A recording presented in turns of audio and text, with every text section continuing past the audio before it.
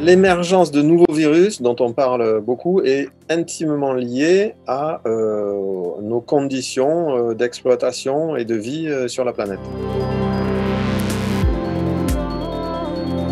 Si on change un tout petit degré de réchauffement, eh bien, ce sont beaucoup de nouveaux insectes, par exemple, qui se déplacent, qui vont aller, par exemple, un peu plus au nord, puisque le climat est plus compatible. Et donc, en se déplaçant, ils rencontrent des nouveaux animaux qu'ils n'avaient pas rencontrés. Donc, il peut y avoir des franchissements d'espèces. Et quand on change de véhicule, le premier véhicule qui s'arrêtait à un certain endroit, le deuxième véhicule, lui, il peut aller beaucoup plus loin. Et donc, ces virus peuvent être véhiculés par ce changement d'hôte à beaucoup d'autres endroits. Quand on déforeste et qu'on avance et on détruit des forêts qui contiennent beaucoup d'animaux, de plantes et un équilibre qui est fragile, on change cet équilibre et les animaux migrent, les insectes migrent, changent, sont exposés à l'homme et hop, on a effectivement davantage de passages de virus vers les humains. Avec la possibilité de faire énormément de kilomètres d'un côté ou d'un autre de la planète et donc de pouvoir semer, distribuer ces virus un peu plus loin et vite.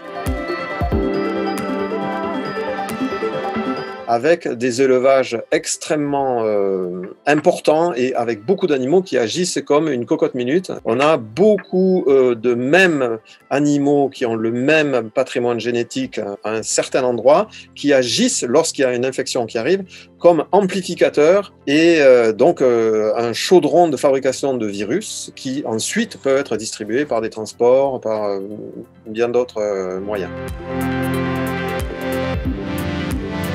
J'ose espérer qu'avec la leçon que l'humanité est en train de recevoir à l'heure actuelle de plein fouet, on va réagir et essayer de changer et d'adapter ces styles, ces 4 points que j'ai donnés qui sont à problème. En particulier, il y a une chose qui est établie par des scientifiques, c'est que quand la diversité génétique est élevée, que ce soit dans un champ avec plein d'espèces végétales différentes, que ce soit dans des élevages où il y a beaucoup d'animaux différents, de styles d'animaux, le nombre de virus est certes élevé, mais ils ne sont pas plus importants les uns que les autres. Il n'y en a pas un qui prend le dessus. Les problèmes viennent des élevages ou des cultures, des monocultures ou des mono-élevages qui font en fait un chaudron dans lequel il peut y avoir une amplification extrêmement forte. Donc je pense que ça nous donne une grande leçon sur la manière dont on doit concevoir notre agriculture et nos élevages.